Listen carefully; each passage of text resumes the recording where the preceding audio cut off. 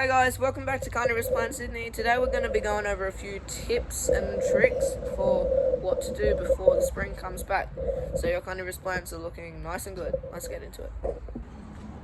So firstly we're going to be going over Nepenthes, and for these guys you don't need to do anything. That's it. Next up we got your Sundews. Now these guys probably would start perking up a little bit before spring officially starts.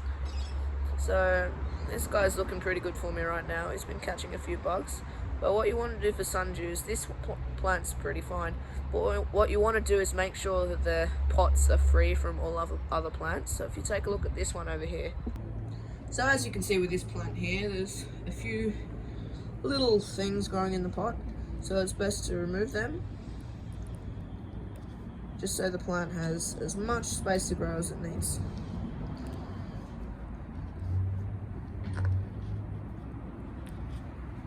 Just making sure you don't damage the plant when you're pulling these out. They're much better. Now the plant's got as much room to grow as it needs. And yeah, it should be all good. Now for some older Sundews that have been growing for a little longer, you might see there's some dead growth on here. It's best to just remove that so it doesn't get in the way of the plant or cause rotting. This Sundew, I bought it a while ago from Trifford Park, and after I got it out of the packaging and set it up, it didn't grow and it just sort of died off. But instead of chucking it away, I just waited, and look at that, it's growing again. So if it looks like your plant's dead, don't chuck it out, because it might just be taking a little power nap. Unless it's a Cephalotus. If your Cephalotus is dead, then, well, you tried. As you can see, I'm just removing just a bit of this to give room for the plant. This is a Drosera regia.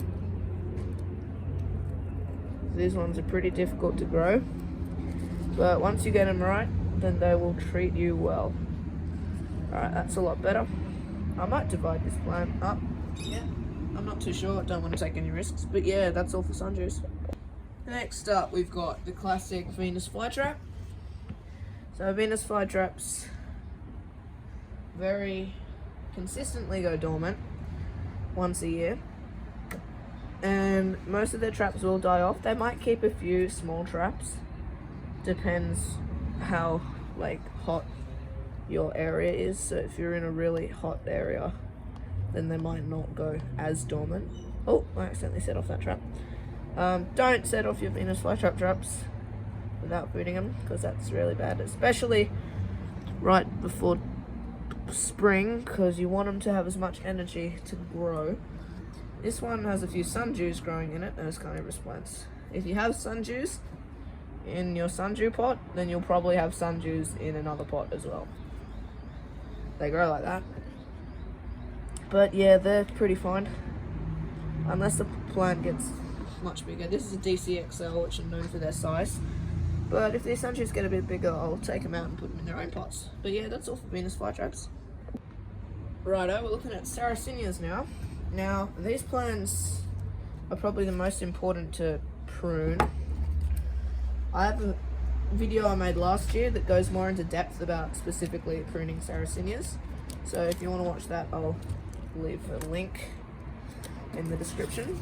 But what you want to do, most of these should just easily slide off. If you want to have a look inside, you might find what they've been snacking on.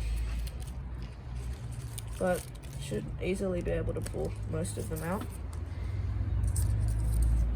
If these ones are half browned, then it's best to just cut the whole thing off. But you want to give your Sarracenias a pretty nice haircut, because one thing Sarracenias like is lots of room to grow. Lots of Drosera bermanii at the bottom of this pot. This is Sarracenia leucophila, Flava by Oreophylla. Very cool. One can go. I might keep one or two of these just some of that good sun energy and also give it some oxygen through the leaves. But yeah, real traps will come up right near the start of spring. Don't worry about the sundews, they're probably happy there, but if you have the same problem, then you can repot them if you'd like. I just don't have the peat moss or the time. If they're being difficult to pull out, then just chop, because you might accidentally break the rhizome. But yep, that's pretty much good to go. I might chop these two off as well. Try to chop them as far down as possible, but just make sure if you see a white bit, then you've gone too far. But yeah, that's much better. Now there's lots of room for this plant to grow. I've got a tray here just full of sphagnum moss and perlite. So I've put some carnivorous plant seeds in here. So a bunch of sundews and a few fly traps have popped up. So what I'm going to do is pull out all these weeds and give these fly traps and sundews their own little homes. Let me just make sure that I have enough peat moss to do it, because otherwise they're going to be in trouble and I'll just have to leave them in. Okay, so I've just checked and unfortunately I don't have any peat moss, so these plants are just going to have to keep living in here for a little while longer, which is fine. There's lots of nice moss growing in here. Very pretty. Moss is very cool, honestly. The amount of stuff you can do with moss. So yeah, I'm just going to keep pulling out these weeds.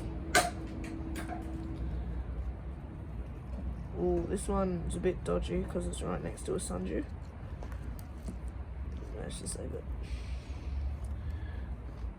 Cool. I've got rid of most of the big ones.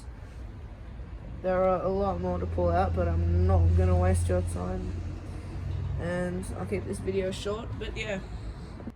One thing I just wanted to touch on, if you see these growing out of your Sarracenia, do not chop them off. These belong here. These are going to turn into flowers. If you're not interested in flowers, then chop them off. But if it's your first time growing Sarracenia, or you want seeds and more Sarracenia, then I'd recommend letting these flowers grow, because they're really cool. And they're a very unique system of pollination. Thanks for watching this video. I'll